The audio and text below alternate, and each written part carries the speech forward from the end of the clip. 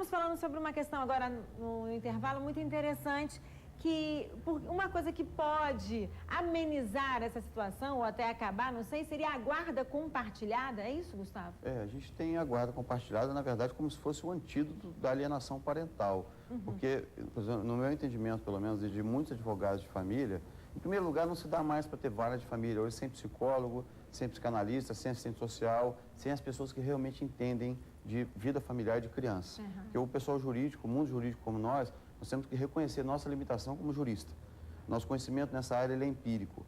Em segundo lugar, eu entendo que a alienação parental ela é uma consequência daquele modelo ultrapassado de guarda, onde um dos pais ficava dono da criança e o outro pai ficava refém, como um mero visitante, um pagador de pensão. Ali, né? Quando a guarda compartilhada passa a existir, ou seja, a guarda compartilhada é essa cogestão da vida da criança, um pai deixa de estar refém do outro. Então, ela é um antídoto natural da alienação parental. Quanto mais ela for implementada, menos casos de alienação parental a gente vai ter. Mas muitos pais não querem, né? Não, muitos pais até querem. O problema é que eles desconhecem. A resistência que eu vejo é no judiciário. Tem uma pergunta aqui da Michele, da Praia da Costa. Cássia, assim, meu ex-marido era agressivo comigo, então todas as vezes que meu filho vai ficar com ele, eu alerto para que ele tenha cuidado com o pai e que me conte tudo o que aconteceu. Gostaria de saber se este meu comportamento pode afetar o desenvolvimento do meu filho. Já é uma pergunta complicada, né? Porque terapeuta não responde, não é estanque. Terapeuta não é empírico, ele não é cartesiano. Terapeuta bota para pensar, será que a agressão não era com ela ou era com a criança? Porque existem vários tipos de agressões, né? Existe a agressão verbal, sexual, emocional. E a gente, quando tem medo de alguma situação ocorrer, já está acontecendo uma instalação de alguma memória falsa, né? Porque ele pode não ter se dado bem com ela como esposo, mas ele pode ser um excelente pai. Isso acontece demais. Tem seres humanos que são tão conflituosos na relação que eles não dão certo. Porque cada um detém um poder e quando o ser humano detém poder, no futuro vai se instalar uma síndrome de alienação parental.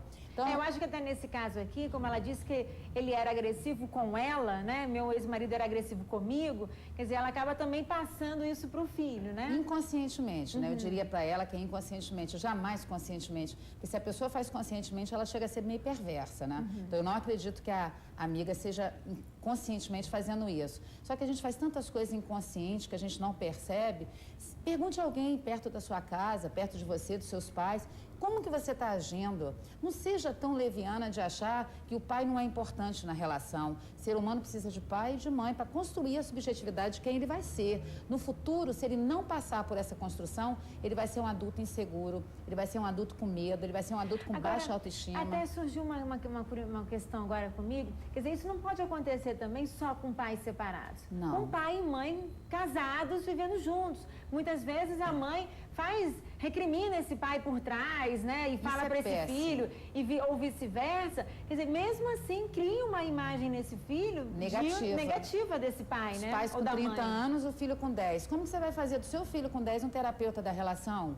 É uma covardia. Você falar mal do seu cônjuge para o seu filho é uma covardia. Você está destruindo a imagem de um pai. Agora acontece... Isso acontece alienação com outros familiares, É parental, é com parentes, com a prima que você não gosta e você aliena ela da relação, com a sogra.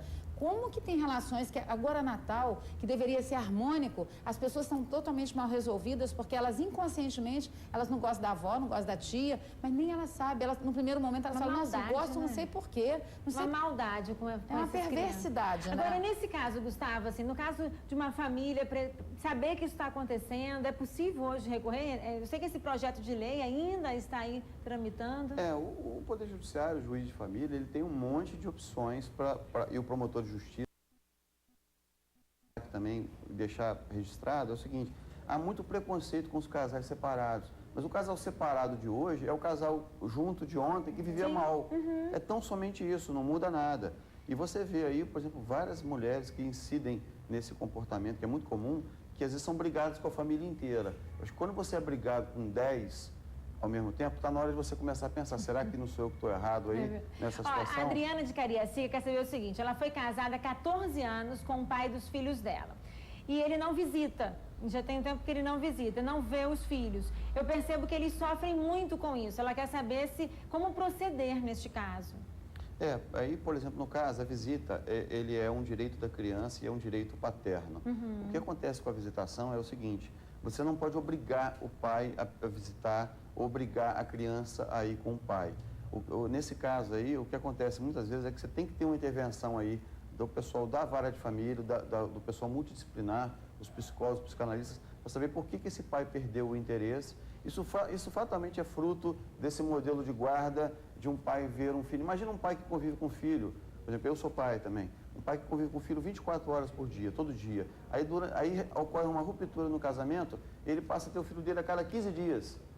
Quer dizer, isso é uma violência com ele e com o filho dele. Então, só para a gente poder terminar, mas eu creio... só para a gente poder agilizar, desculpa, Cássia, mas é que o nosso tempo, a Marcélia de Vila Velha, ela está separada há 1 ano e o ex-marido dela fala mal dela. Minhas filhas moram com ele e uma delas não quer mais falar comigo, ela quer saber o que ela pode fazer. Eu acho que aí está na hora dela procurar o jurídico, né? Quando não tem mais o acordo, que ela já está percebendo a síndrome da alienação parental, ela já tem que ir para a segunda instância. Porque a gente vai para o jurídico quando o emocional não está dando certo, quando as relações não dão certo. O litígio só acontece quando você está mediando, né? Mas eu creio que tanto ela quanto o ex-marido dela, eles têm que fazer terapia, porque tem que se ver. A gente tem que se ver, a gente tem que olhar no espelho e ver o que a gente está vendo refletido. Isso é muito sério. E no caso anterior, Thaís, eu creio que será que logo no passado, uns 14 anos atrás, será que ela sem perceber não estava falando mal do pai? É tão sério. E nós não estamos aqui para dar uma fórmula mágica. Terapeuta, então, não dá fórmula mágica, é muito confortável. Mas é buscar esse conhecimento, É buscar olhar no espelho e ver o que ela está vendo. É verdade. E hoje, obrigada, Gustavo, por ter vindo. Eu só preciso encerrar porque meu tempo está estouradíssimo. Eu quero dar um recadinho para você agora, sabe? Porque, olha só, o Natal das Lojas Mercadão é a melhor